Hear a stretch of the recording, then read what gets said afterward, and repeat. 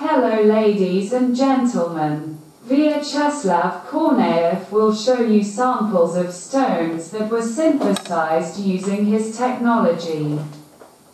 He began developing this technology in 2021 and has since tested many formulations of the original components, obtaining many different samples with different properties, textures and colors.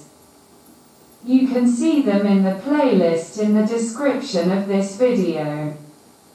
First of all, the ruby sample is of interest, but due to the lack of funding, the reagents for its synthesis were not purchased. So there is little of it. In most cases, the author used ordinary quartz sand as the main component of the initial composition. These stones are analogues of natural fulgurites, minerals born under a lightning strike. Obsidian samples of black stones are also interesting. The application can be varied, from building materials, heat insulators to nuclear topics, where liquid nuclear waste can be combined with sand. There is also reason to believe that low-energy nuclear reactions occur during fusion.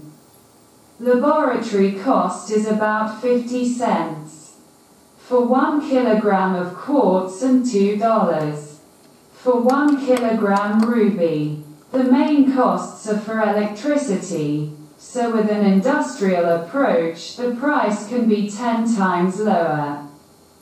And these stones that Vyacheslav shows have a complex initial composition of more than 30 elements of the periodic table. The author also added another component with carbon, due to which the entire volume of the reactor was filled with these stones and they had to be broken, because the reactor was not dismountable in this case. But theoretically it is possible to make blocks of different shapes. These stones scratch glass. Most likely the carbide component is responsible for such hardness. Traces of a golden mineral were also noticed here, probably pyrite, since the composition contains a lot of iron and sulfur, which means that in the future it is possible to synthesize pyrite stones from pure components. Gold stones will be attractive for use in design. Ruby stones glow in the UV, which is interesting for design.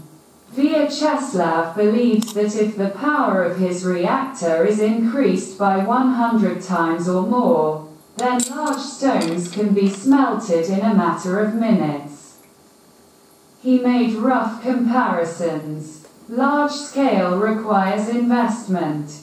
The author sees the development of his technology in the creation of an experimental laboratory with an electrical power of 100 kilowatts or more.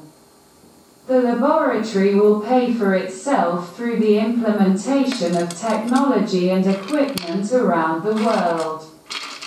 But as a bonus, large and beautiful stones can be sold as objects of art or for decorating parks.